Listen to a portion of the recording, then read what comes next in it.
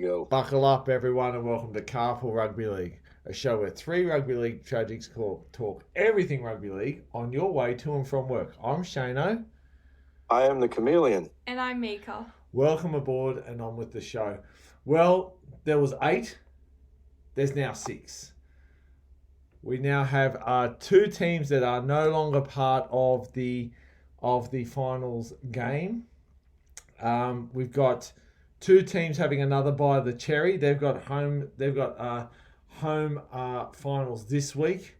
We've got a myriad of things happening in rugby league. These final series, already teams who aren't in the finals are looking towards next year. Would you believe it? We've actually got next year on the radar, and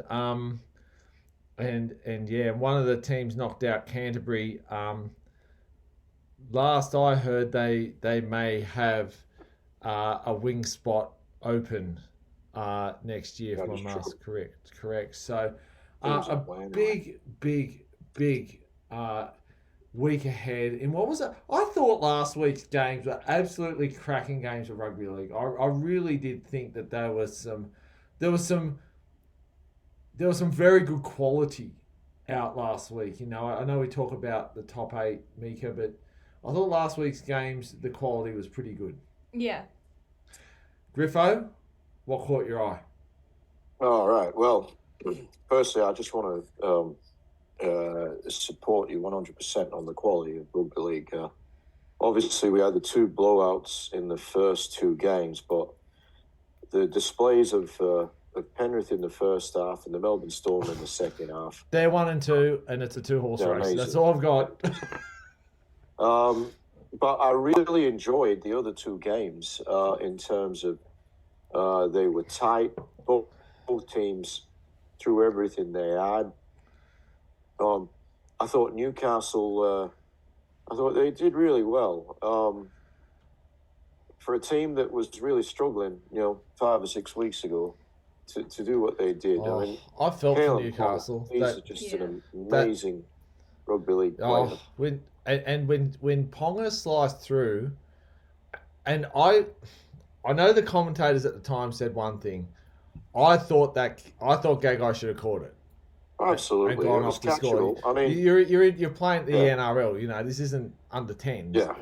Yeah. Look, obviously the better choice would have been Gamble inside under the post. Yes. And, we don't know that Newcastle would have won the game, but gee, there would have been a fair chance. Far out, there would have been a fair shake. But congratulations to the Cowboys who hung in there and ended up a bit of a margin, but I think the Knights had a player off the field, so the score blew out slightly. It was a very, very tight game, and if I was a Newcastle supporter, I would have been immensely proud of what they delivered last week. So hats off to Newcastle. I didn't realise this until it was actually said in the broadcast. I think they've made 3 of the last 4 final series. Right. And you would, and that just does not get. Well, I would, if someone, look, we are Rugby League tragics. We are 3 Rugby League tragics talking everything Rugby League on your way to and from work, as the start bit says. And you know what? That took me by surprise. You forget that. Yeah. You forget that, and that's something that's it's forgotten, but they are a team. I genuinely think they are. Newcastle are one probably good 6 or 7 away from being a very good rugby league team. Yeah. The other thing, when we did our preview about the game, and when we did our preview, Bradman Best was in the 17. Yeah, he was out. So that's a massive loss. That's massive. In a team that doesn't have too many bullets to fire. He's certainly one of their biggest bullets. And he's massive in defence. Exactly. So that was a big loss. So more credit to the Knights.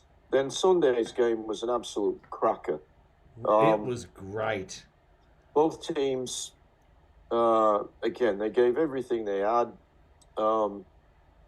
I I actually tipped the round last week, which is quite unusual. I mean, there was only 4 games, so I'll give myself too big a rap. But I did think Manly would beat the Bulldogs. I thought they would have actually probably done it a bit easier, but it wasn't until right near the end that they actually gained the ascendancy in the game. The Bulldogs were outstanding for most of that game, but uncharacteristically, they started to make some errors towards the end of the game, and that really cost them. Manly, I did say I thought they had a little bit too much class for the Bulldogs, and that's sort of how it panned out with DCE doing some wonderful things. Excuse me. Turbo was quiet for most of the game. He was obviously affected by the injury. Yeah, but towards the end of the game, he came to life and got involved in that last try. Brooks was very, very good. All around, Manly, impressive, but so were the Dogs. Obviously, the 50,000 plus, it was probably, close to 40,000 of those would have been Dogs fans. They would have been disappointed with the loss, but proud of their team for the performance. And you know what? When I looked at that game, and I had, thank God, I'm not advocating anything, but I got KO. And thank God I do, because I had the races on one thing, I had the NRL on another, I had the AFL at one stage, because that went down the wire, and you're probably thinking, how's that all fit on the telly, mate? On my and again, there's no advertising here. I just want everyone in Carpool Rugby League land to jump on these specials. On my $300 Kogan,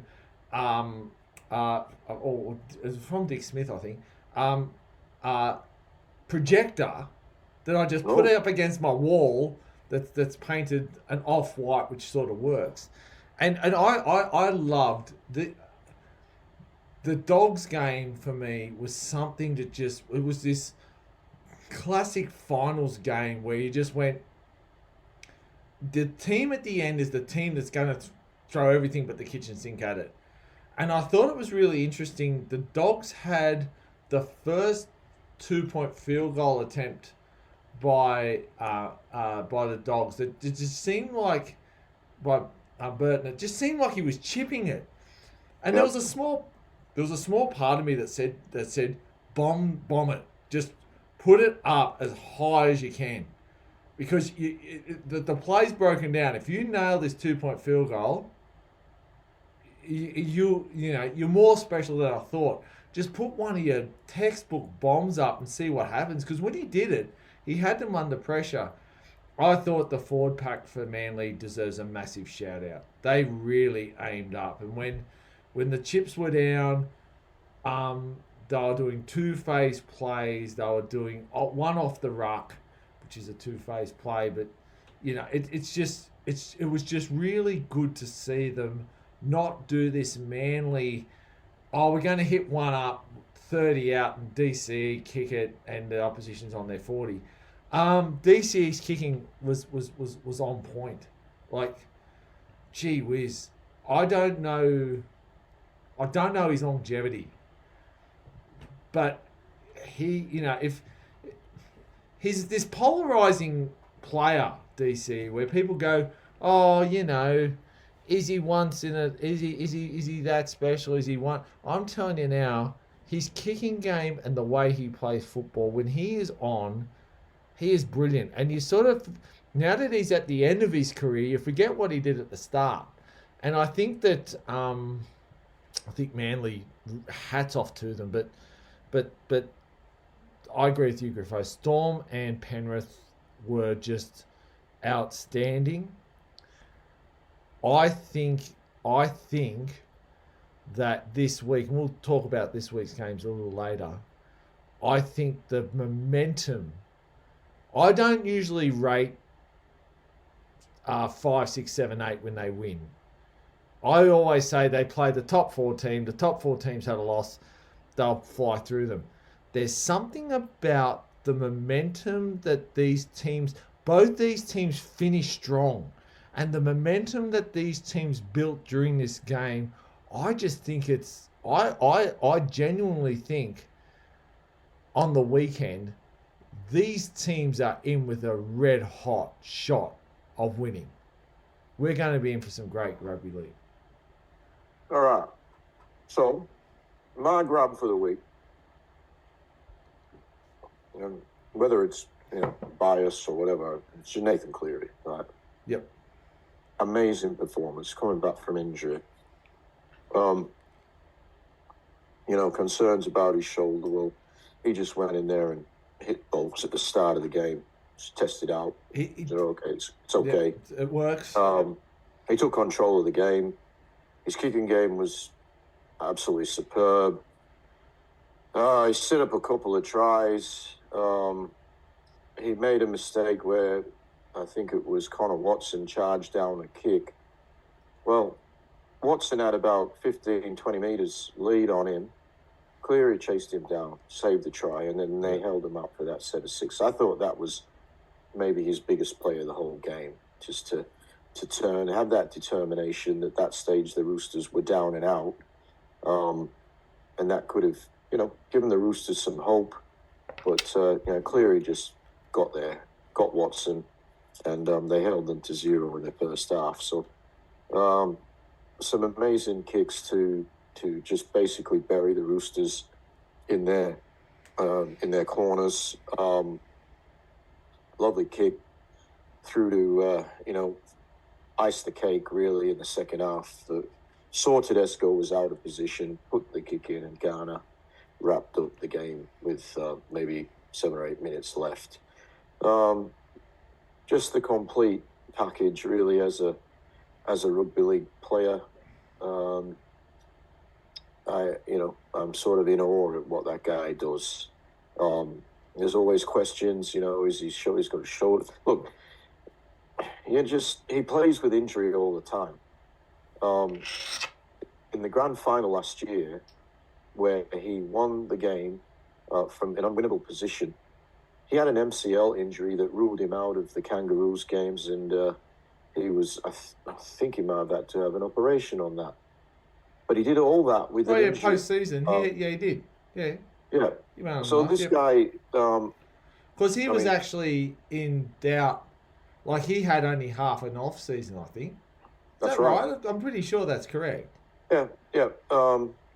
I don't know whether this shoulder requires an operation or not. I would love to see him represent the Kangaroos post NRL, but if it needs an operation, well, so be it. It's a great pity. I think he's only played about 3 or 4 tests. Yeah, I'm trying to think of the other player that was the same. Oh, he deserves to have played 20 by now, but injuries and just lack of circumstance tournaments have intervened. But look, as I said, I hope he does. But if he's not there, your man that you just talked about, DCE, will do a good job. He's in great form, even in the twilight of his career. Then that twilight just seems to it's going on and on. So tell you what, there's young halfbacks wishing they had what he did. Absolutely. Look, let's just quickly go through the results of last week's final series. We'll then touch on the women's game and highlight what's happening in the men's game. No doubt through all this, Mika's going to have a stat. She's good for a stat. But on Friday night, Panthers 30, Roosters 10. I just want to give a shout out to everyone who said I was on drugs when I said the Panthers were going to put a score on the Roosters. I said it on the podcast. I must have spoken to about 15 people. And I said the Panthers are going to smash the Roosters. And they're like, oh, what are you on? I'm like, I just want to put it out there now. The only thing I know you're on, Shano, is oxygen. That's it. And it's doing me well because the Panthers did beat them 30-10. Absolutely. The Storm 37 beat the Sharks 10. Losing by 10 seemed to be the order of the day. Cowboys 28, Knights 16. As you said, I don't think that was a full reflection, but that's what the score was in the end. And the Bulldogs 22 beat the Seagulls. Bulldogs 22 were beaten by the Seagulls 24.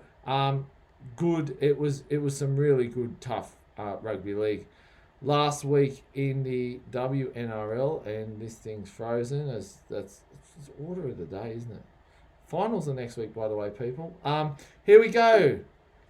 Last Thursday, the West Tigers, they actually beat the Dragons 16-14. That was a bit of a shock, but a good game.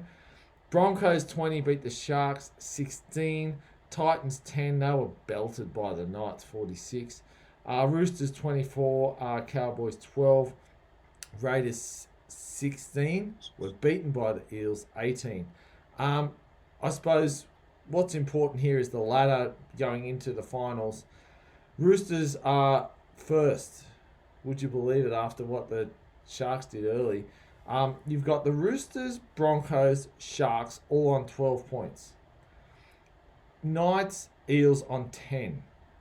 Line through. They're probably it, because you've got the Cowboys 8, Titans 6, Raiders 4. With one game in hand, basically,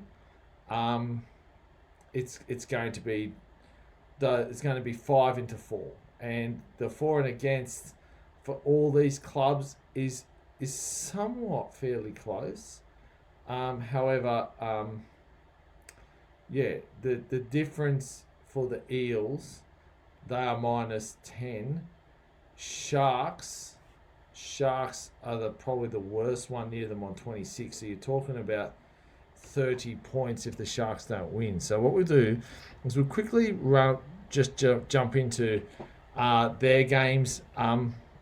Sharks play the West Tigers. That's happening tonight, pretty much. We're at 7:30 right now. In 15 minutes, they're going to kick off. We're not going to talk about this anymore because we don't want to give any spoilers, just in case you're like me and like watching it after the fact at times. So no spoilers here. That's okay.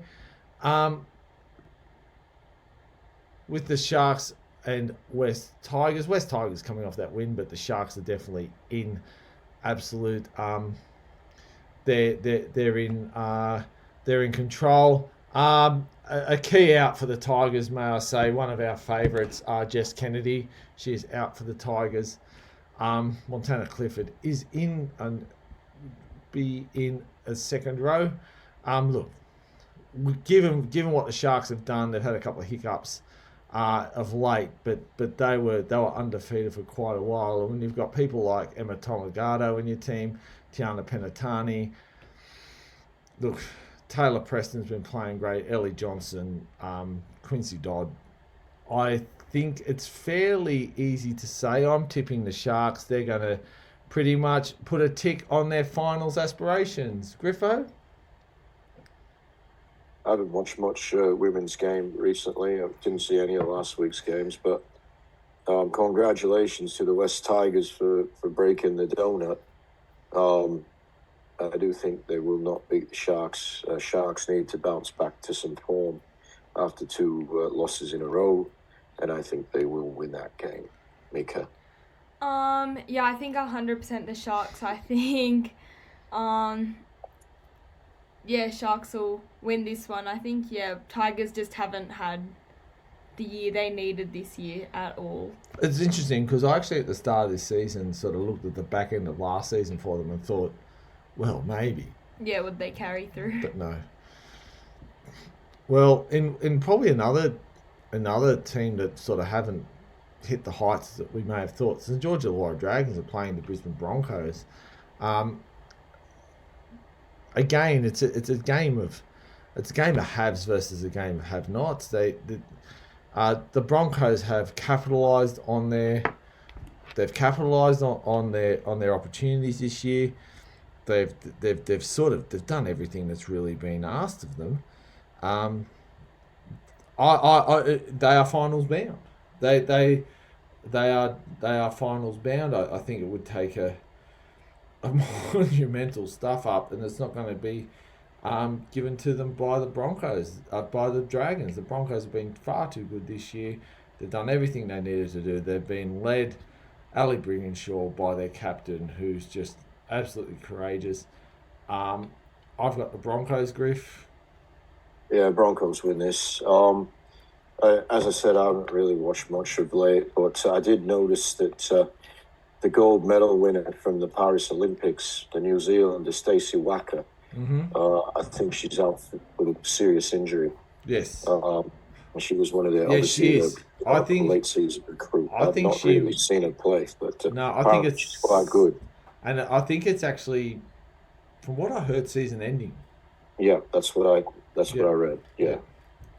Which is unfortunate for Wacker and for her team, the Broncos. Yeah. Meeks? Yeah, this week I'm gonna have the Broncos. I think last week you saw their consistency and dominance throughout the whole game. You didn't see it through one quarter and you didn't see it through the other. You saw it throughout the whole. Yeah, they're pretty solid. The whole lot. They're solid. It's actually, yeah, it's been interesting to watch because you're sort of waiting for them to when are they going to falter, when they're going to fail, and it hasn't happened. Interesting game. Last game for Coach Soward. Yes, that's true. Very true. Maybe they'll step up for him. It always cracks me up how they say it's last game, we'll step up for him, and it's like, well, Will you? You had 8 other games to do that. I find that interesting. Anyway, this is a big game. This is one I think. This is a huge game. Cowboys are in 6th. Cowboys in 6th. They really they can't make the finals. They need, they need a miracle in some regards. They need to win by an absolute ton. What they can do though is really halt the Knights for 24 hours or for until the Eels play. So the Cowboys, they're a team that have just had us. They've been a bit yo-yo-esque this season, somewhat up and down. Look, in saying that, they're playing a side that has people like Jesse Southwell in it, has Tamika Upton in it, Yasmin Clydesdale, Hannah Southwell. I not that I have any shares or any. I think Yasmin Clydesdale, the way she runs the ball and what she does the second row, it's phenomenal. And I just look at their bench. I think their bench is actually really, really sound. I've got a gut feeling the Knights will win this, and this will be their run to the finals. I think this is it for them. I think this is a massive game. Not taking anything away from the Cowboys. Cowboys have some very good players. They've got some really, really solid. They've got solid forwards that really work well together. They just they really lay the platform. I just don't think they've got the shots to fire like the Knights do. I've got the Knights winning this. Yeah, Knights for me. Yeah, too many good players in the Knights team. Too important a game for them as well. Knights lose this. This opens the door for what could be an absolute bell ringer at CommBank. Yeah, I reckon Knights as well, especially with their 46-10 win last week. That was massive. Yeah, on the Titans. And Titans. What's going on there? They were this team that flashed home last year, and yep, that's not happening this year. So, in another game that doesn't really mean a lot, we have at CommBank Stadium at 1:30 on Sunday, Raiders versus the Titans.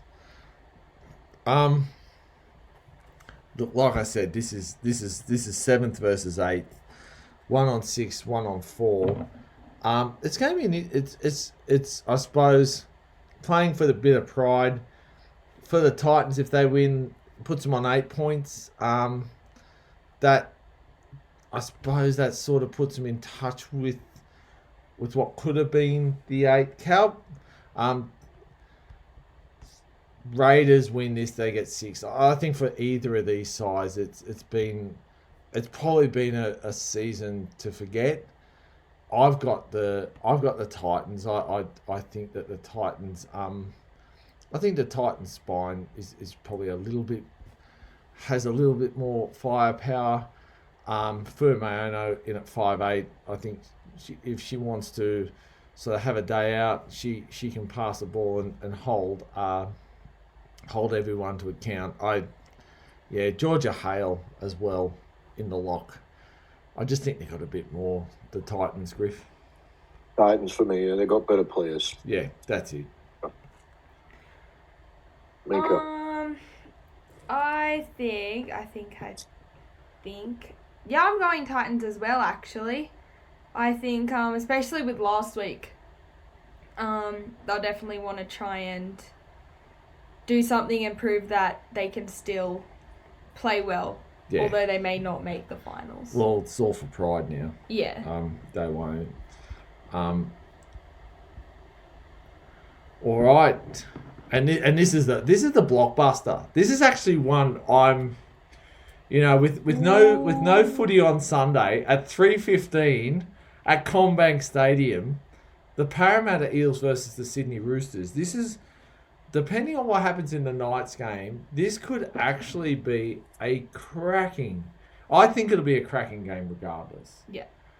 I almost want to see who wins in the Knights game just before I pick this one. I think if the Knights lose, well, then the Eels have a lot to play for. But, and this is a massive but, haven't the Roosters just absolutely brung it to this competition this year? They have really cemented themselves as a team that's here to play football.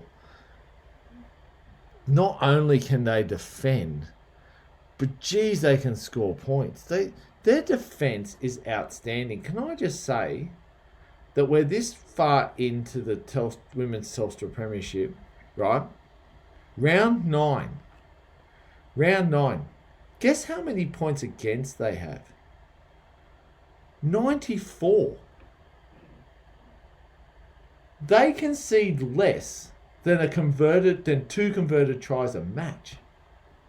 That's outstanding defence. Yeah. And they are 194, 94 against. That is absolutely phenomenal. I don't care if you're talking about men's, women's, park footy. Anyone. That as a rugby league team, if that's your stat, your defensive stat, that is phenomenal, and that I think a massive hats off to the Roosters who just are playing some exceptional football. I really think people like I think it's in their 3 quarters. I think Yasmin Strange and Isabel Kelly, when the ball goes wide, they jam in, they tackle well. They really are steely in defence. And again, second rowers, Hall and Kendrick, they're going to do the same this week. I've got the Roosters winning this one. Sorry, Eels fans, and I know people would say a lot of people think my favourite women's team is the Eels, the way I talk them up, but I think they're going to fall a bit short, and I think what we see in the table at the moment, Roosters, Broncos, Sharks and Knights, that's going to be the top 4 in the women's game. Griff? Yeah, Para have had a really good season, irrespective of what happens in this game. I should be proud of what they've done. With a roster that doesn't have too many players that sort of stand out, they've done well to be in contention to make the 4. Roosters, very, very big, very, very powerful. Shano, Did Taryn Aiken play last week in that landslide victory? But she's listed at 19 this week. No. Okay, so She'll come in. She'll come in. If she's fit. Yeah, if she's fit, then she'll have to come in, I guess. Yeah, well, no, they might want to give a rest, in preparation for the finals. But also, Jess Surgis, I've not seen her for weeks. No, she's injured. Out for the season, or no, almost. I think she's like, you know how they do that whole indefinite. Right. You know how they do that type of thing. Yeah. Where it's like, okay, we don't know who. Okay. Yeah. Look, but either way, I just think the Roosters too strong, Mika. Yeah, usually I'm behind the Eels and I usually give them a chance, but I think this week this one's got to go to the Roosters. I think they've won 6 games, and I think top of the table they've definitely got this one. Yeah, I think so too, and I think that Taryn Aiken on the reserves probably says she'll end up being the 18th player, and then given every opportunity to. And they got the last game. They got the Sunday game, so she's got every opportunity to prove. But then again, if you're in the finals, why risk one of your best players? Why risk her? No need. The awesome position that the Roosters are in. Okay. Right. Well, women's game's done. Tomorrow night, Friday night at 7:50 at Allianz Stadium in Sydney, we see the Cronulla Sutherland Sharks take on the North Queensland Cowboys. Look, there's some key ins for both teams, depending on where they play the most. Let's just go through the Sharks. Hamlin-Uele is on the extended bench. Jesse Ramian is also on there. They're probably two of the big ones. Interestingly enough, Chad Townsend also on an extended bench. I think that's a cover. He'll end up playing 18th man. And Braden Burns, well, that's again extended. But the key one for me, I think, Brandon Hamlin-Uele and Jesse Ramian. It'll be interesting to see if they crack it into the team. Both teams outside of that are pretty much 1-17 from last week. So they're it's looking like it's going to be the Cronulla Sharks and what they've done this season versus the Cowboys. Look, I have been. I'll tell you my last 3 days. My last 3 days, I've driven to Penrith and walked to the station, caught the train home. I have been walking around at work. We went down to Penrith to pick my car up, and I drove home. And I've been thinking about this game, and I've been trying to see where I could split these two teams. Because on one hand, you got the Sharks, and I've seen the Sharks in this game.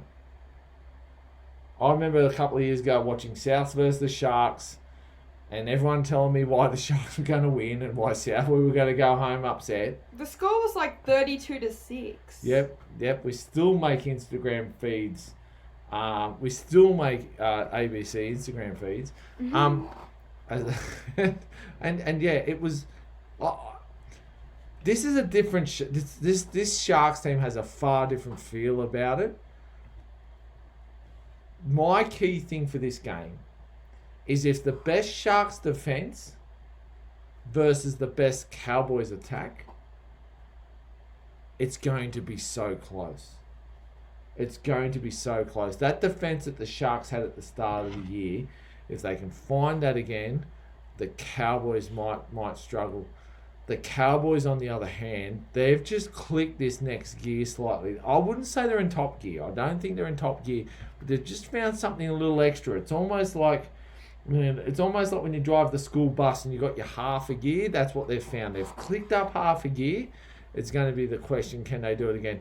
Look, for me, I thought Tomalomo, he looked a bit crook or injured last week. I thought the Cowboys were going to falter because the game was taken to them. The game was quick. The game was fast, and it was almost like at first they weren't expecting it, and you thought they were unfit, and they grew into it. Look, I think the guy for me in the middle is Cameron McInnes. That Cowboys forward pack, they're going to start angling towards the centre. Blake Brayley and Cameron McInnes, two of the best defenders. You've got people like Braden Trindle and Nico Hines. Nico Hines has to have a day out today. And for me, I also think that Iro and Talakai out wide just need to do what they do best. Fair to say, I think that Will Kennedy is an unsung hero in this side. I think Will Kennedy is also going to be a very important player in this. Mate, if there's a footballer, okay, I need to clone a footballer. Kyle Felt might be my winger at times. He has just found this rich vein of form that allows him to find the try line. Val has been hot and cold. He has to be hot this week. It was hot last week. Yeah, I know, and you wouldn't have picked it because the last couple of weeks he's been cold. Can I massive shout out? And I know, I agree with you, Griffo. I thought that that Cleary was probably man of the week. Can I give if I had to pick a team of the week, I would pick Cleary at number 7 and Tom Dearden at number 6. I thought the way Tom Dearden played was absolutely outstanding last week. I thought he just this never say die attitude, and anyone that talks about Reece Robson and goes wide, talks about his origin or whatnot. Watch last week's game, and he's been doing that all season. I thought last week he was outstanding. I'm rambling because I don't know who to pick. I'm trying to talk myself into a team. When I don't know who to pick, I pick the home side. So I'm picking the Sharks this week, and I can't believe I've just said that, Griff. All right. Well, thank you, Shayna. I do know that's your theory. It may change because I've got two people. I've got you who, with your pearls of wisdom, and I've got the guru of the stat next to me. I might change, but geez, this could be extra time game. All right. Well, that's good. Be good for us. No pressure. You mentioned home team, Shane, and this is where I want to have a little. I won't say it's a rant. No, we don't. We used to have a regular rant on this program. Yes. And it was usually you, Shane. Yeah. I'm not. Goes to show how. I'm not going to rant here, but what I am going to say, Cronulla Sutherland Sharks supporters. Yeah. Your team. I know where you're going. Is playing in a finals game yet again. They are regulars in the finals. They are playing in their home city. They are playing at a stadium that I think, 45,000 it holds, approximately. Yep. As opposed to I won't call it boutique ground because boutique makes it sound good. It's not. It's the worst ground to watch rugby league. It's like there's no man. You can be on halfway up, and you still can't see anything. It's like an enigma. It's an embarrassment. It really is. And their CEO was coming out saying we should be playing in Shark Park, blah blah blah blah. Yeah. With the whole 11,500 or what they get. It's amazing that it would be an embarrassment. It would be an embarrassment. Yeah, and you know what? To play a week 2 of the finals at that ground. If they were playing the Roosters or Souths, you have an argument. You're playing the Cowboys. Like, it's a home game. Yeah. Now, it will be a home game. If everyone turns If up. they show up. Well, I think Gal, Yeah. correct me if I'm wrong. Train. Yeah, I G think Gal's train. got his G train. Yeah. I didn't quite know what he was on about at first, and then I had to read the article and I went, okay. Well, there's been conflicting reports because one of the things I've been hearing was that the public transport people, the rail workers, they weren't going on strike, but they weren't going to put on any more. That's right. Extra trains. Yeah. Apparently, I've heard about the G train today. Every 15 minutes out of Cronulla. Apparently, they've said they actually said that for the Sharks game and a corresponding Swans game, they're gonna, because they said their beef's not with the public, their beef's with their employers. Good on them. The guy was actually on. Turn my hat off to him. Yeah, he was on ABC yesterday, and my apologies, I don't remember the gentleman that was talking from the tram, bus, and rail union, but he was actually, he spoke very well. Actually, he was. Good very on good. him. Yeah. So well done, rail workers. There is no excuse, none whatsoever. If you are a Sharks fan, if you're not there, you're kidding yourself. If you're not supporting your team, you're not a fan. Well, you might be a fan, you're not a supporter. You've got to get there. I was reading some stuff on social media from a Sharks fan complaining, as if you can get to the city in 40 minutes. Guess what? Their opponents are coming from like a couple of 1,000 kilometres away. More than that. I live... Get off your ass, Sharks fans. Yes. Get to the game. I live 2 hours from Sydney. Yeah. And I watch South play. Yeah. It's a joke when people think that there's these boundary lines and I don't want to play.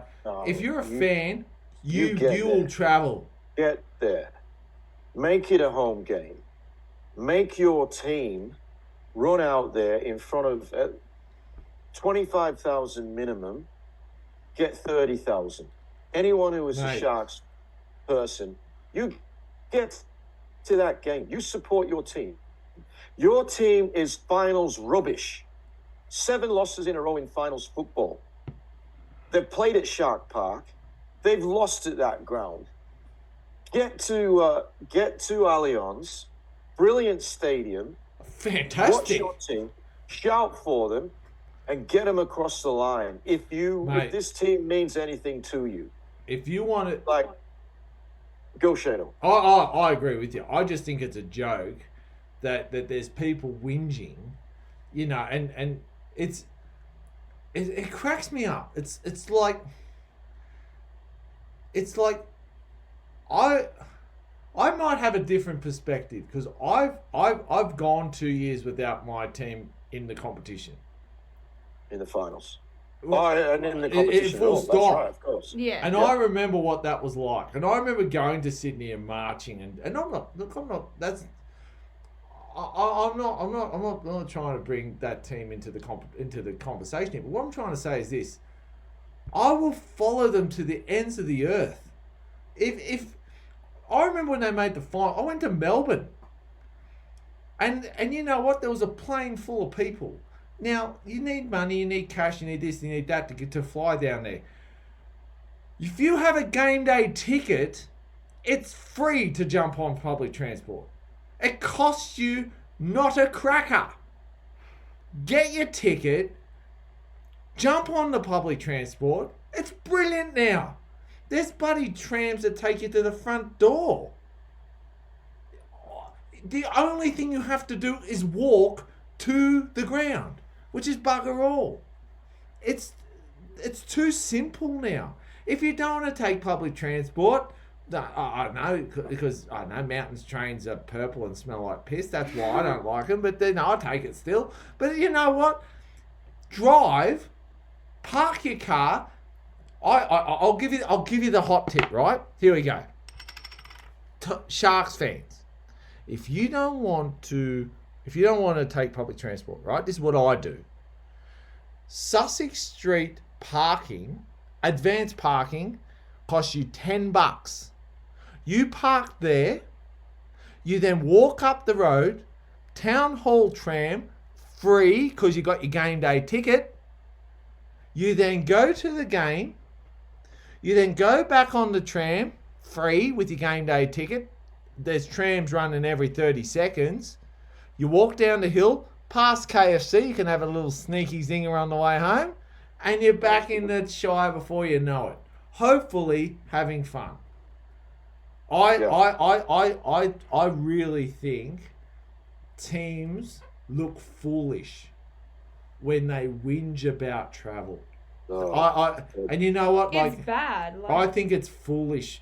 Especially when their opposition has got to get a flight. Yeah, that's a good point. I just think it's foolish. Anyway, who have you got, Griffo? Okay, I'll tell you, I'm tipping Cowboys. By the way, I just think they've got more class about them. I'm not confident because with the Cowboys you can never be confident, but I just think they are starting to actually look good in recent weeks. The Cowboys, guys that were out of form like Holmes are now in form. Yeah. You've got the class of Din, you've got the class of Drinkwater. They've got a solid forward pack.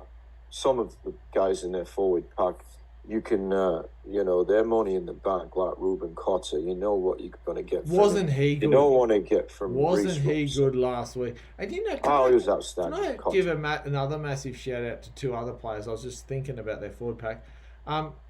Helium Lukey and The Balloon and Jordan McLean. Yeah, safe as houses. Yeah. Like they'd be in most starting forward packs. They would. Yeah. The Sharks. Look, there's been a lot of talk. There always is come September. This team. They are regulars in the finals, but they've been disappointments. They've lost 7 finals games in a row. Now, the Penrith Panthers, last week, they achieved equal record with the Dragons of the late 50s, early 60s. They've won 10 in a row. So there's one team that knows what goes on in September and October, and the other team that they get lost at this time of the year. The Sharks, before last week, they talked about respect. Well, they got pumped. I thought they were actually all right in the first half. They hung in there, and I thought they did some good things. But the Storm ran away with it in the second half. The debate, and I listened to SEN in the mornings with Vossi and Brandy. I think it was Monday. Brandy came out and said he would actually drop Nico from the team. Now that obviously caused a lot of controversy. This is $1 million player we're talking about. But I agree with him. I thought the team was flying when they had Anderson and Trindle in the halves. And look, I do feel for Nico. He came out playing a massive back foot defence. He's copping all sorts of criticism. And there's only one way to answer that, and that's to actually answer on the field. It's a waste of time responding to anyone. And I feel for the guys. He's had some really tough times off the field with things going on in his life. And he's, from all reports, he's a magnificent human being with some of the stuff he does around mental health. But he's been under the pump. And one of the reasons he's under the pump is because he got pumped up so much over the last few years when he was going well. And he only had to run onto the field, and some judges would be giving him 3 Dally M points. And that's not his fault. No, that's just not. what happened. But likewise, and it became a joke. Likewise, he used to be, and I'm saying used to be because he's not now. He used to be this dynamic running half where he'd hit the gap and just bolt. I haven't seen him remote. His game has gone from this dynamic run at the line, keep him guessing, put the defense on the back foot, to catch and pass. No, it's just no confidence, Shane. No, I agree. That's it. It's just his confidence is shot. Like he's had a zigs few when he should zag bad at the games moment. at rep level, gotten dropped, and it's so public when that happens with a high profile player. And I do feel for him as a human being. Oh, he's a lovely guy. But he is a professional rugby league player. Yeah, that's true. Yeah. And a highly paid one. And you've got to aim up in the biggest of games. That's why you get paid the big bucks. And there's only one way to silence critics, and that's on the field. Can I say there's none bigger than this week? Well, for the Sharks. If they fail this week, the Sharks, it is a massive, massive blow to this club. And I know they got Fanua Blake coming next year, but there's a stigma there around this club that has been there since before COVID, and it wasn't that long before that they were winning competition. They won a competition, not plural, but they've been in 58 premierships, I think it is, and they've won one. Now, that's better than none. It's infinitively better than none, But they have become a laughing stock in September. Don't worry about October because they never get there. They can turn all that around, and Nico can turn around everything that's happened over the last few months by winning this game. Yeah. That's all they've got to do. Now, whether they go on and beat the Panthers, not relevant. I mean, obviously they will want to. But if they win this game, that streak of losses is over. The pressure on Nico will die down. And even if they were to lose against the Panthers, particularly if they put up a great fight, it will quell the negative comments. If they happen to lose against the Cowboys, the critics will be out. They actually beat some good teams this year, which in the last few years they had a happy draw. They had a happy draw this year, but they actually beat some of the good teams. They beat Melbourne in Melbourne. Now, Melbourne weren't quite at full strength, but they had enough players there that you would expect to win. So they've actually beaten some top 8 and some top 4 teams this year, which they've struggled with over previous years. This is now September. This is where it counts. The whole atmosphere around this club hinges on this game. If they lose this game, I was going to say if they lose big, but I think even if they just lose this game, there is a dark cloud that will not go away. It will not go away till September next year.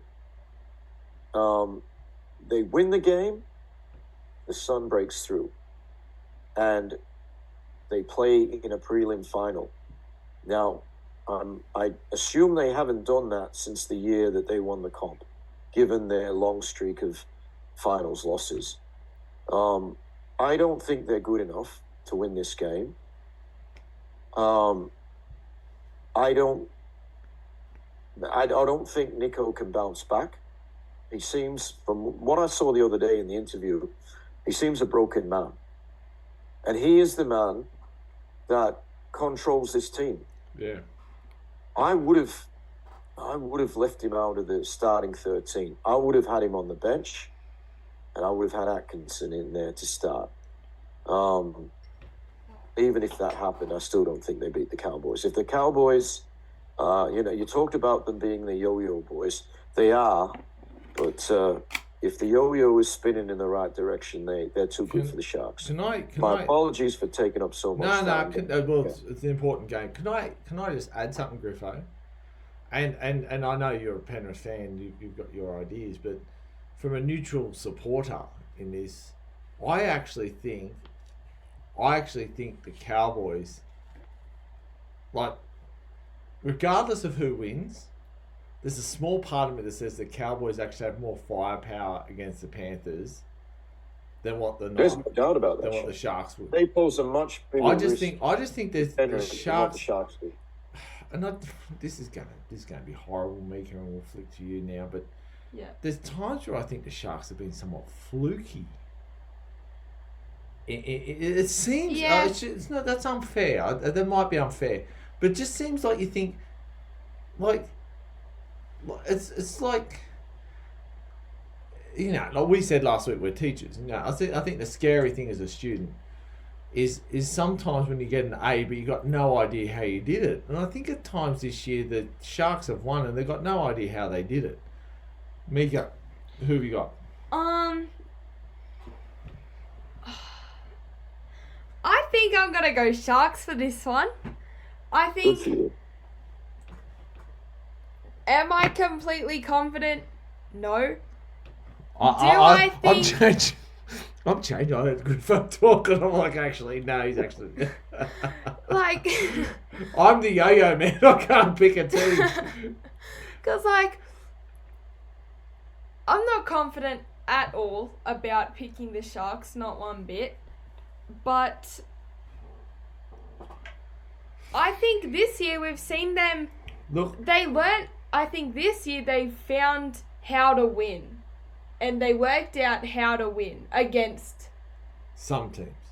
Yeah. And Well, to be fair, no, No. against very good teams. against good teams. Yeah, that's true. And I think, I do call them pretenders instead of contenders. But I think against the Cowboys, they're going to win. Okay. Because Cowboys did win only 30-22 in round 21. That's an 8-point difference. So they've already beaten the Sharks. So they've already beaten the Sharks, but I do think... I feel like that's recent, so I feel like Sharks might be able to go, okay, bounce back. And then Sharks have had some really good games. If you actually that's look true. at it as That's a true. whole, Start of the year, they've that's had true. some really good That's true. games. And they do know how to lose a semi-final, and they do know how to absolutely screw up in finals. Are you like me? Every loss is closer to your next win. Like, this might be the win. I think this might be the win. Okay. I don't think they're getting any further than All right.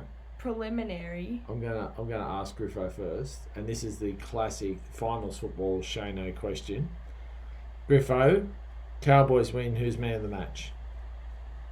For Cowboys to win, who has to be man of the match? I don't think anyone in particular has to be man of the match. I think it's either Dearden or Drinkwater. They are the two absolute class players in that back line. I'd be surprised if anyone else were man of the match if the Cowboys win. Okay. Yeah, look, the thing is, both these teams, on their day, can beat anybody, but they're not consistent. Everyone's got question marks about both sides, but I think the Cowboys have actually found some form in recent weeks, highlighted by their absolute hammering of the Bulldogs 2 weeks ago. And that's enough for me. I think the Sharks were favourites. I don't know if that's still the case, but I think they were. Yes, they are. Yeah. Okay. Well, good luck to them. Yeah. Well, yes, I'm they are. backing the underdog here. It's actually $1.60 to $2.34. It's actually. Yeah, that's incredibly crazy. That's crazy, and we've said that at times this year. Mika, who's your man of the match if for the Sharks to win? I think Blake Brayley, honestly. In the middle. I think, Good yeah, point. him Yeah, in the good middle choice. hooker. Yeah, great choice. Yeah. Because running, not only that, but service out dummy half. Yeah. Service either side. Yep. I can't argue with either of those choices. If I was choosing either team, that is what would happen. Okay. Let's talk about the next game. Next game we have this is another cracker. This is another cracker. We have the Sydney Roosters up against the Manly Warringah Seagulls. Effectively, if you want to know, people would have been third place, seventh. I suppose key ins for the Roosters. Now the Roosters have on an extended bench Victor Radley. My mail is that's nothing more than gamesmanship. He will not. He's gone. If he plays, it's a small miracle. But who is in for the Roosters in the forward pack is Jared Warrior-Hargreaves, and he's the starting prop. For the Seagulls, all their ins are on the bench. They're pretty much 1 to 17. Look, this is a cracking game. This is just you can talk about matchups and you can talk about different things. I really think you can't go past the James Tedesco, Tom Trbojevic matchup of the fullbacks. You've got some really, really key things there. Outside of them, I think Garrick Manu, really, really interesting matchup. Sandon Smith, a lot of talk came his way after last week. People really crying that Joey Manu probably should be in at number 6 and put Keary at number 7. I think that probably leaves their 3/4 slightly short. Forward packs are just absolutely, they're just on fire. Both these teams' forward packs. We have Jared Warrior-Hargreaves back. Connor Watson in at number 9. Really, I felt last week that he's a quality player, don't get me wrong. Starting hooker, I just felt he laboured a bit and the service wasn't great. That's going to be different this week. He's got another week under his belt. Tupanua, White in a lock. I don't care what anyone says. I'm not even looking at what's below that because everyone's injured. Spencer Leniu on the interchange bench has become somewhat of their go-to off the bench. I really think that if they're struggling for meters early, he needs to get on the field. Matt Lodge, Olakwatu have played some great football. Can I just say this guy, Jake Trbojevic, we're talking about players you'd want to clone. He's one of those.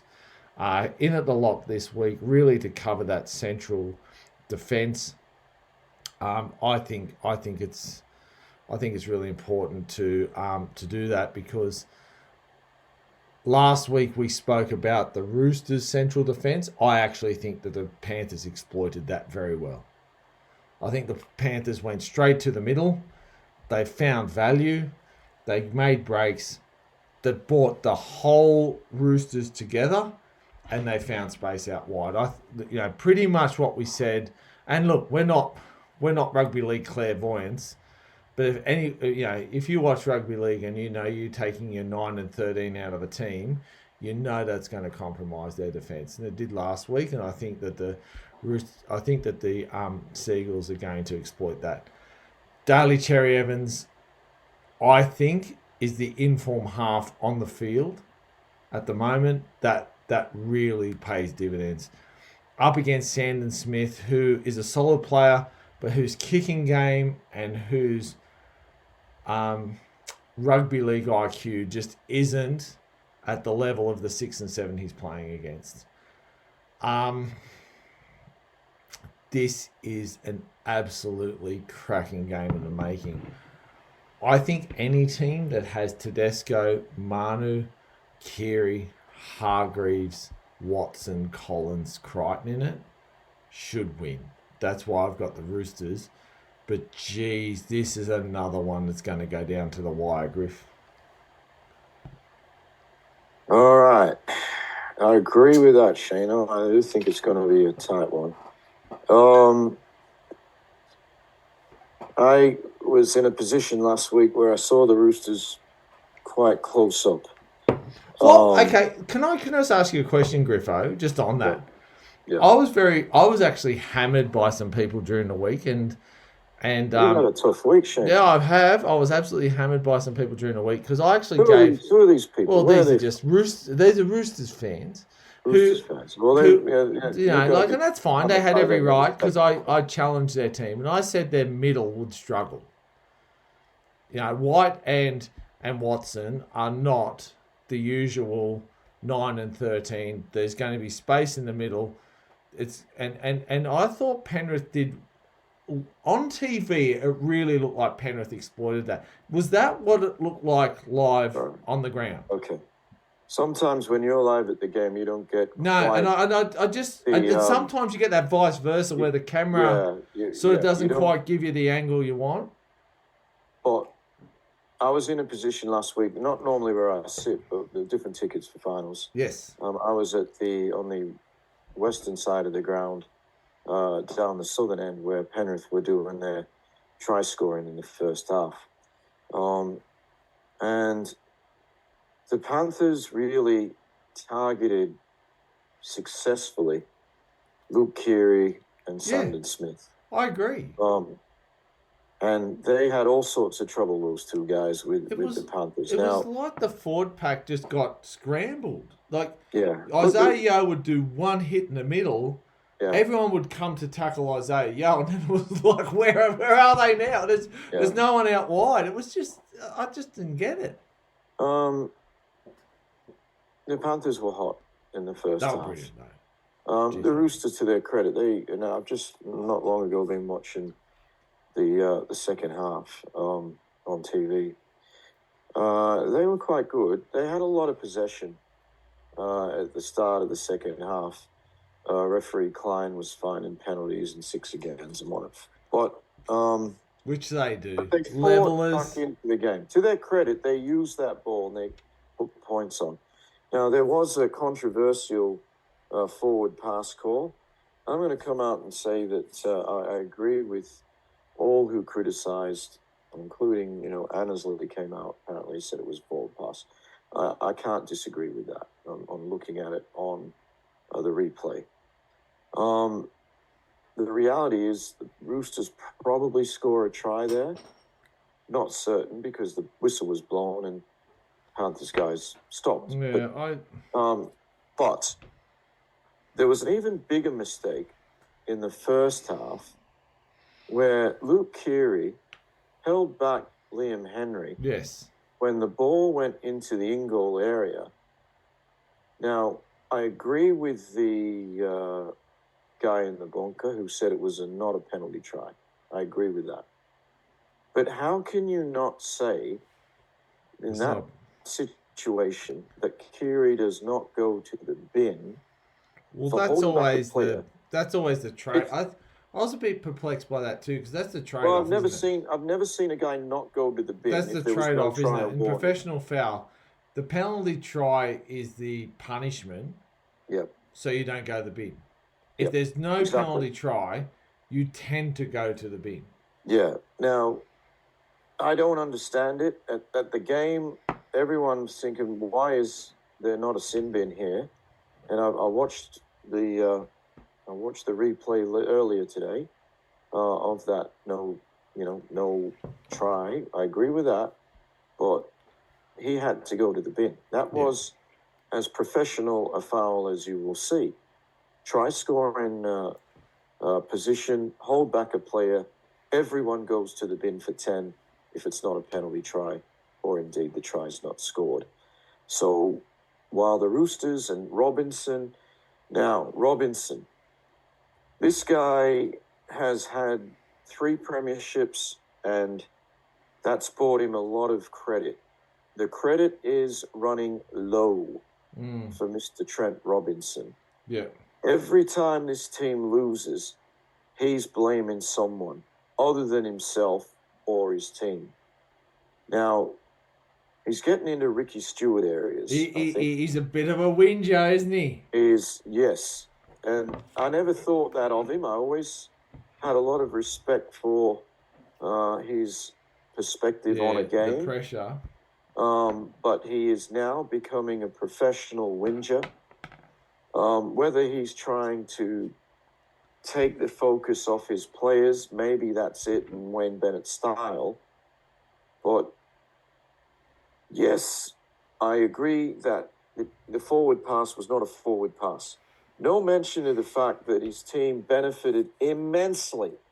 Yeah. Can you imagine if they went down to 12 players, what the score would have got to? Because they get hammered with 13.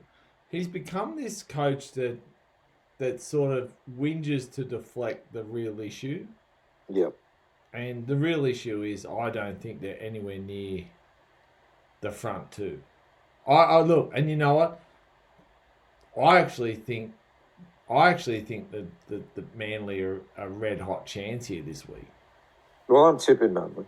I do think that, and I'm not certain. The only thing that has me slightly doubting is the injury to Turbo still. Turbo fully fit. Plays 80 minutes, they're in it. Well, it's the quality that he can bring with. It's not just the shoulder; he's got a busted knee as well. That's right. He was quiet for most of that game, but when it counted in the back end of the game, he was able to fire up and assist Cherry Evans, and obviously they put Kohler away, the speedster. Yeah. Now, just on Tolatau Kohler, I've never seen a guy. He's strapped up like a harness racing horse. He looks like something out of MASH. Well, but he's out there and he's getting the job done. He's an absolute. He'd be in that top 8 speedsters in the NRL, and I do. He's hope quick. I don't know, but he's that over 20 meters. It's like as if over 20 meters he's that plosive. Yeah. No one can catch him, and then it's whatever. I think his parents were Olympic sprinters for Tonga, or at least one of them was. So he's got the genes. He's got the pedigree. I do think Keary and Smith will be targeted by the likes of Olakau'atu, Lodge, Paseka, and I think that's where they're going to punch holes in the Roosters. Because they can be, whilst they can be very good players, they can be idiots. And it could turn into a penalty fest. Yeah. Ruia Hargreaves comes back from suspension after I think he came back for one game and got another suspension. I mean, he's a professional... not surprising. Professional off-the-field suspended guy. Like, he would have played a lot more than his 310 or so games if he, wasn't suspended regularly. I think he will be inspirational for his team, and it will give them punch that they lacked significantly against the Panthers. But I don't know that that's going to be enough. Keary and Smith, as I said, I just think they're both, particularly Keary. I mean, Keary is one of the most courageous players in the NRL. He would probably be about 75 kilos wringing wet. He's a small, thin man who has an immense heart and has achieved great things. But I just think his ability to stop big humans is somewhat limited. And I think he's the target. Smith had a pretty poor game last week. They'll target him. The Roosters have the ability to score a lot of points, and they're going to have to do that to beat Manly this week. But I am sticking with Manly. I tipped them last week, and I'm sticking with them. You can never be sure of this team, but I am going to back him. DCE is, he's the man. He's got all the experience in the world. He knows how to win all sorts of big games, and I think he leads his team to victory, Mika. Look, I think I'm going to have to go Roosters for this one. I think... Oh, that must hurt. I'd love to see him lose. Yeah, me too. But I think since round 1 really, we've said Roosters have a good shot this year that they can do something with their injuries. I think I think it was a given that they were going to lose against the Penrith. No matter who you are losing against Penrith. Panthers, yeah. And I think, honestly, I don't really think that degrades you as a team because they are the Penrith Panthers. Yeah. So, I think maybe if you're the Storm, anyone else, you're losing. I think Griffo pretty much answered it. Cherry Evans will play a big part Cherry though. I Evans, think it'll go man of down the to the match. wire. If Seagulls win, Cherry Evans is probably man of the match. Who's man of the match if Roosters win? I think Tedesco will have to have a good game. He's got to have the game of his career. Game of his life, yeah. I've got to be honest. I know a lot of people are talking about Swatali'i and how good he is. He fades in and out of games for me. I think sometimes he can be an amazing standout, and I think sometimes he can be absolutely like immaculate compared to other people, especially how with his ball play and everything. But yeah, he's a very on and off player, and I think he's made a fair few amount of errors too this year. Well, that's it. That wraps us up. You know, Shane, just sorry, before we sign off, go for it. Remember you used to have your tidbits? Yes, Shano's tidbits. Well, I think there's something we need to bring up. Yes. I'm going to call it a tidbit, but yep. A significant step in the NRL where it looks as though they've pretty much agreed with the government on the, I think it's $600 million a year funding for 10 years, to bring in a team from Papua New Guinea. Yes. You're over this, Aisha? So from what I understand, and I've been sort of following the peripherals of this, is that they've been given funding. So it's, and I don't know the exact words that they used, and I don't want to disrespect what I say here, or anyone in what I say here, but they're basically saying that to build the relationship and to build the community and to build Papua New Guinea, it would actually be beneficial to them to have a team, to have an NRL team that they can hold on to. We know that the big block to the Papua New Guinea team basically is that they can't be based in Port Moresby. That's a given. They're going to be. That's what I heard. That's what the upshot is. That's what the upshot is that the funding will allow for them to be based over there, to add infrastructure which keeps. I think a lot of people are talking about safety. But to add, the money actually ensures or adds the safety of the players who put their hand up to play there, which means that not only will they have a team, but they'll have a team that's actually based in Papua New Guinea. Yeah. I actually think in an enclave. Yeah, and I living actually in a prison. Well, that's effectively how it's going to have to play out. And it's brilliant. Like I think it's very good for the people of Papua New Guinea. I think they'll.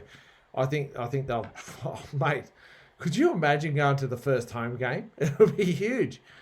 The headache it brings to the NRL is the Perth Bears are pretty much done and dusted. Oh, they're coming in before. They're coming in before then. The big, I suppose, the biggest headache now for the NRL is it adds another uneven team. It comes, and in my opinion, it comes with a positive and negative. The positive is it pretty much gets us to the point where we could have a competition where everyone plays once. Yeah. Pretty much. That would allow everyone a bye because it's uneven. It also does this. By bringing in Perth and Papua New Guinea and creating an uneven team, with the success that we've had of late of the New Zealand Warriors, does that then reignite the idea that we may be bringing another team from New Zealand into the competition? So I would think so. I think that we may see within the next 10 years, within the next... Oh, they want 20 teams. Yeah, I don't think it'll be I think 10. if we had 20 that. teams, everyone plays once, and that's a done and dusted thing. I think that this is... Oh, look, good on the government for doing it. I think it's really cool. I think that the people of Papua New Guinea have been screaming for it. It's just been ensuring things like safety and basically the NRL as an employer has to provide that. Now that they've got some sort of funding that allows for that to happen, that's a whole different kettle of fish. That's something that that moving forward, that's something that moving forward can happen. So I look, I'll crystal ball it now. I think Perth will come in within the next 2 years. We're talking about 27 for Perth. Yeah, you'll see PNG. PNG come in probably 2 years after that. You'll see another New Zealand team 2 years after that. So within 7 years, I think you'll see 3 new teams and everyone play each other once. I don't mind that 20-team competition, but if they're going to play each other once, you cannot have guys missing because of Origin. No, the Origin will be a standalone weekend. It has to be, and they will do things like, I think if you've got a PNG side in, you've got two New Zealand sides in, they'll have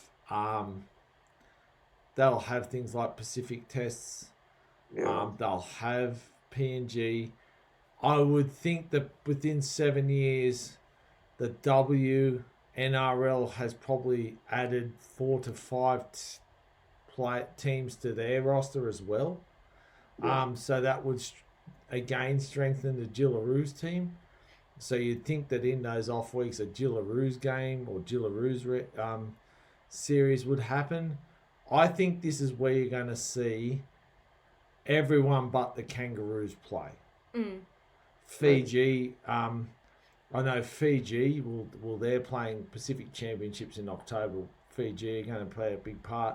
Yeah, we'll talk about that in some depth after the season. After the season, but I've got a concern about. Well, I got a few concerns, to be honest, about this whole PNG thing. I don't like the fact that it's a political decision. It's not a sporting one. I don't like it. I mean, they're saying it's soft diplomacy to ward off the Chinese. Now, I don't have any spies over in Beijing. I've actually been to Beijing and I've been to Tiananmen Square and the parliament is around it. But I've got a feeling that there was hundreds of guys in that parliament building. All of a sudden, when they heard this was going to happen, pools of water were developing between their feet. Yeah. I don't think so. How is this going to have any effect on what China does or doesn't do? I just think that's I think absolute craziness to think this has any impact whatsoever on the 1.4 billion Chinese. If they want to flex their muscle, having a PNG rugby league team's not going to stop them. Griffo, the biggest problem I think they're going to have, and I think we've discussed this on the podcast before, the biggest problem they're going to have is you've got to ask 25 to 30 players to live there. You've then got to convince probably 15 coaching staff, Yeah. including minor coaches such as Yeah. strength and conditioning coaches, Development, all that. and So, yeah. development and whatnot. You've then got to work on a New South Wales, because we know that basically Volandis has said he wants a like for like second competition, so they're going to have some sort of second tier team running out Well, of somewhere, So they have had the Hunters playing out running of out of Queensland. somewhere, Are they still around? and the thing is, then what you've got to do is you've got to ask those players to, if they're going to be based in PNG, to not only base themselves there, but when they're playing in the Queensland Cup and the team list come out on Friday, you've got to fly them back. Yeah. Now, I don't know if you've tried to look for a flight in and around Australia at the moment. It's nuts. There's not the Cowboys. All right, you want a tidbit? Here we go. The Cowboys don't know how to get to the game. All flights were booked out. I did hear that. We're at the point where the Cowboys are like to the NRL, we can't get to Sydney. What are you going to do? They're putting on a chartered flight. So they're on a charter flight, which because is obviously to their benefit. Sadly, for our international listeners who would think, "What WTF?" This is where Australia's at, because we have two flight companies that control everything, and they only fly when they want to. So, I genuinely think that although the money's going to be coming for the PNG team, I think that most PNG players would only spend training and doing everything else half their time in PNG. Well, what I heard yesterday, as a big incentive for these players, is that they will be tax-free dollars in PNG. Yes, So that's right. That's and that's huge. And that creates all sorts of issues around the salary cap. Well, it does, because all of a sudden, it double. Well, effectively, that's right. And the other thing is, where it also creates some pretty significant problems. And look, I've got my accountant. He's a very good friend of mine, and I'm sure if I was to have this chat with him, it would be like, okay, so whilst these players are getting paid tax-free dollars in PNG, all of them will have Australian assets, and I think what we need to do is we need to continue. We need to have apples with apples and oranges with oranges. And the minute we start comparing, it's like algebra, I'm told. The minute you start comparing oranges with apples, as in this case, you have a lot of grey area. And you have a lot of issues that occur. And, I think while it's quite amicable what they're doing, and I'm sure, look, politics and sport has been paramount at times the globe over. I just think that this one, whilst it really appears like it might happen, whilst it appears like it's going to happen, I think there's no ducks in a row yet. I think they're worried about the future of PNG and where it all comes from, and sure, okay. But I think it's somewhat unwarranted at this point in time. I would struggle to find the NRL, and you know what? Who's the NRL player that's going to want to chase the tax-free dollars? The guy getting 200. Yeah, they're not the. It's that person who's getting $400,000 at a club who goes all of a sudden, oh, hang on, I'm not getting charged 49 cents in the dollar. I don't have to look at really weird and wonderful investments. I can just go over there. It's tax-free. But what about when I bring my money back? When I bring my money back, there's a problem. And I think what we need to do as a rugby league community is start, if there's one thing we do poorly at times is educate our players. This is another way in which we are poorly educating our players to go play for PNG. Let's just keep everything normal, keep everything in Australian dollars, keep everything the way it should be. And if the government wants to kick in for a compound, then that's fine. Right? If you're willing to play over there, then okay. But it comes with risks and it comes with challenges. The other risk and challenge that it comes with, and I think we've also talked about this on the podcast, is I have to take a team over there. I have to take a team of professionals over there. And you know what? I don't want to get like certain football clubs in Europe who go, you know what?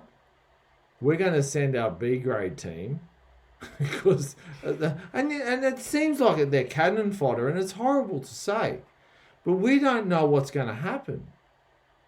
I've got a premiership to win here. It's round 20. It's round 18. I'm two rounds from the finals. I'm fourth on the ladder. Who am I sending there?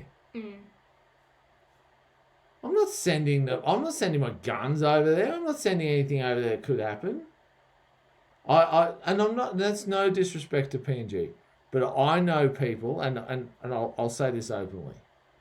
I know people that have had to do business in PNG, that work in PNG, that have had to do significant dealings in PNG, and I'm telling you now, they have police or army assistance.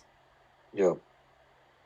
And mate, these are ordinary people. These aren't military people. These aren't government people. These are people that work for companies where the companies say we want police and military assistance in getting them to their hotel, getting them safe, being watched, doing what they need to do in business, and getting them home.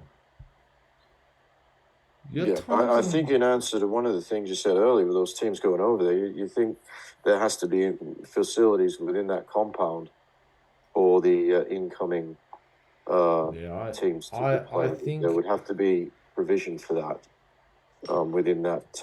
Look, and it could happen. I'm not saying it won't happen. It could happen. Yeah. But I'd want some significant assurances first. And you know what? When rugby league goes over there, it's a party. Yes. But there's a significant chunk of people who couldn't give two hoots about rugby league, but do give two hoots about money. Yeah. And where's that? And you know what? I'll gain that any way I can. No.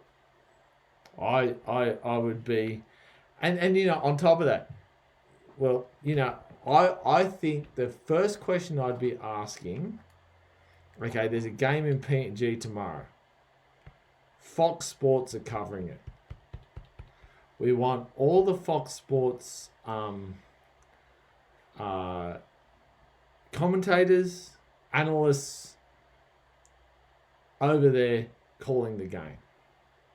Would they call the game from PNG or would they call it from the bunker in Sydney?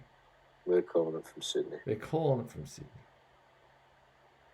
If that's the answer for the commentators, what about everyone else? They'll have someone on the sideline. It might be Nico Pajarillo or the other young lad who does a lot of work, does good work for Fox. Yes. Name escapes me at the moment, but there's a young man. I think he's an Indigenous man. Yes, he's very good. He's very good. Jake Duke. Duke, that's it. I think Jake Duke and Nico Pajarillo will be on the PNG trip, but I don't see Cooper Cronk heading over there. Well, I don't see. Brandy I don't see Brandy or. Maybe Blocker. They might send Blocker. Well, He's a dreadful commentator. Jeez, far out. I mean, he did great things as a player, and he's obviously a great human. But he wears his heart in his sleeve. He's tough to listen to. When him and Warren Smith are together, it's not. I have to turn it down. They always get the shit games, but anyway, shouldn't say that. But. Yeah, no, but you know what? That's the way. I think it's a watch this space. Yeah. Yep. Yeah, I still think there's plenty of ducks they have to put in a row before they say yes. They might have to get the ducks out of the compound first. Shane. I can't see a team solely based in PNG. I've read everything about it. I've thought of many computations. I just can't see how that would be a money void.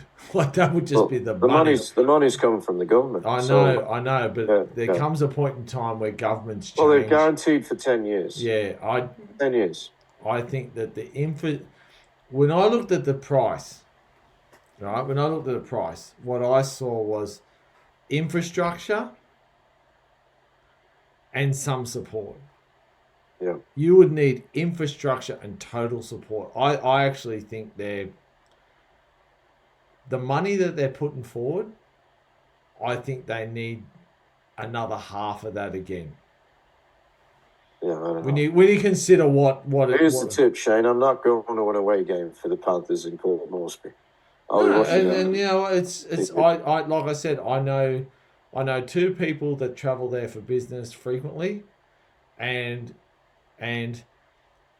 both of them don't do it anymore. Yeah. And them and their families are very happy.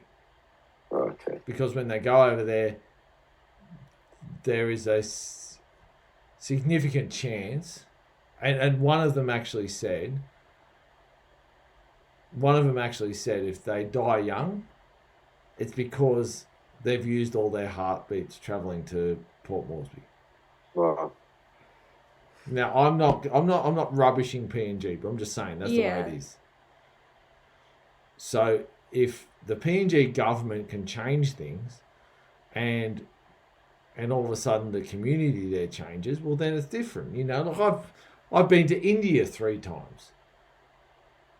25 years ago, that probably wouldn't have happened. Yeah. Especially in the areas I've been to. So I know countries can change, and I know political situations can change. So you'd want, maybe this is a carrot for significant political change in the country, but it's going to have to happen pretty quickly. Yeah. Yeah, that's true. Well, that's it. Week 2 of the finals. Yep. Last round of the Women's Rugby League. Griffo, as always, it's been a pleasure. Mika, sitting next to me, thank you for being a part of this podcast. Thank you, listeners, for being, again, part of this. Jump on social media. Feel free to contact us. Drop us a line. Do we have somewhere? Carpool Rugby League on Facebook. It's got. Right. Yeah, you can DM. You can. Okay. I'm not up. I do have Facebook. You can talk it up. I usually get people I know that rubbish me, so they they listen to the podcast, and then I get messages going, "How dare you?" But that's okay. I'm used to it. I'm gonna have to. I'm on Facebook. I don't have any of those other things. Carpool Rugby League. So, but please, I hope you enjoyed this week's finals games. We are getting to the nitty-gritty of this competition. Thank you for listening to us again. Thank you, Griffo. Thank you, Mika. Thank you, Shano. Have a good week, everyone. Mika. Thank you, listeners. And, well, we've got 2 big games this week. Oh, plus the women's. Yeah. Plus the women's. Bye, everyone. Bye. Bye-bye.